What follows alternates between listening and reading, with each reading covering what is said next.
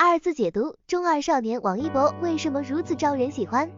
天天时面对如何哄女朋友这样煽情的问题，王一博脱口而出：忙着呢，等会再想。街舞时，队员讲鬼故事，王队长蹲成一小撮，可怜巴巴地说：我想听，但我害怕，能不能等我走了你们再讲？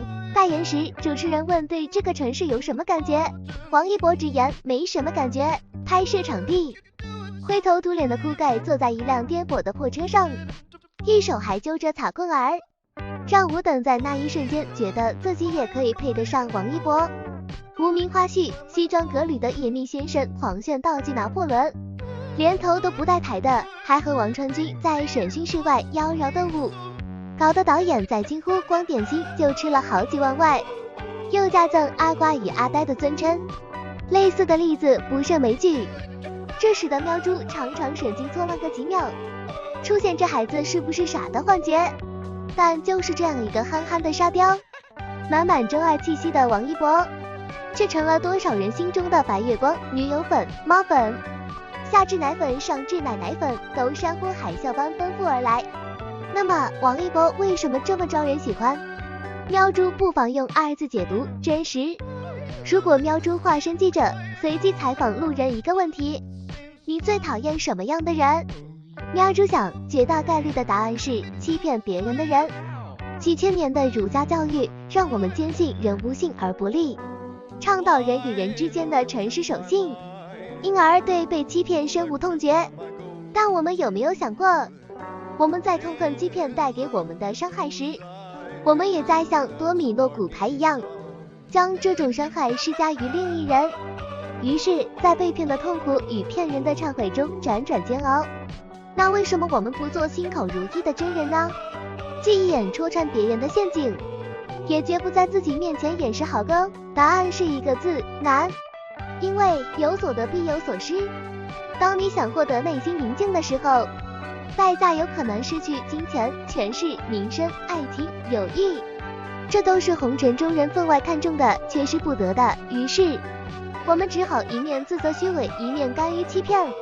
但王一博却绝不如此，他的这些看似中二的言行，抛开掉所有世俗的滤镜，就会发现他呈现的恰恰就是两个字：真实。一，他做真人，他喜欢就是喜欢，他讨厌就是讨厌，在他的人生词典里没有灰色地带。他热爱表演，即使被拘2次也愿意再接再厉，亲自到场试镜。他热爱街舞，宁愿在练习室里累倒虚脱，也要呈现最完美的舞台。他不喜欢装可爱，就直接拒绝。他讨厌伪渣，就直接连个白眼儿也吝啬给。遇到触及他人格底线尊严的，就直接一纸律师函包邮到家。他就是他，是明星也是凡人，站在光环里却也满身人间烟火气，真实的让人有触手可及之感。二，他做真事，耐克辱华腐发，一大群人就迫不及待地等着看王一博的笑话，拿着家国情怀正面大旗掩盖打击甚至毁灭王一博的实质。但酷盖那边却风平浪静，直到连喵猪这种基层小粉丝都要替王一博左右为难的时候，酷盖直接官宣解约，第二天更是脱鞋上班。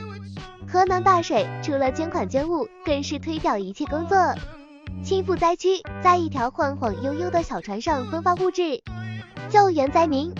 要知道他的时间价格可是不菲的，面对质疑更是从无一语解释，只是他想这样做他就去做，坦坦荡荡，光明磊落，自然也无需藏藏掖掖，手书两端。三，他说真话，乐华12周年单彩。记者煽情提问，对粉丝你有什么想说的吗？王一博答，没有，因他知道粉丝期待的是他炸裂的舞台，而不是几个形容词。街舞时他超级需要一个编舞，但他不是忽悠人家，而是对编舞师坦诚直言自家战队弱点，希望人家选他，还曾穿着炸弹服一脸无所谓的狂对粉丝，是你们不懂，无语。他的口只对他的心负责，所以无需顾及其他。四，他不真心，杨凯、夜莺、步步都是大师级人物，可是却始终不移，坚定选择一波王炸。杨凯说，女儿出生的第一件礼物就是王一博送的。叶英说，王一博亲力亲为参与他们的舞台设计，细致到打光位置，步步出现失误，王一博给了他绝对鼓励，让他重拾信心。尼尔森不得不半途退赛，是王一博给了他坚定支持。当这个壮汉靠上这个年仅25岁的年轻人的肩膀时，王一博的人格魅力在那一瞬，比场上的镁光灯都要璀璨。陈嘉玲、傅东玉、尔导、大鹏都是名导，可以说阅人无数。点读新闻，可是他们都选择给予这个后生极高评价，其中的高频词是真诚。王一博看似行走的冰山，但内在却是炽烈柔软，温情满满。综上所述，做真人行真事，说真话付真心，需要绝大的勇气与豪气，这是很多人望尘莫及的，但王一博却做到了。只因他走到今天的高度，靠的从来不是金钱或者权势，而是他自己一滴汗一滴泪打拼出来的实力，所以自然无需伪饰，也才会做到任尔东西南北。我自岿然不动，人性最复杂，至真至简至纯最难得。所以品质真实纯净的王一博，在一片灯红酒绿觥筹交错的名利场中，最让人放心，最值得人信任。拥有这样的安全轻松舒适愉悦感的王一博，怎么不让人喜欢？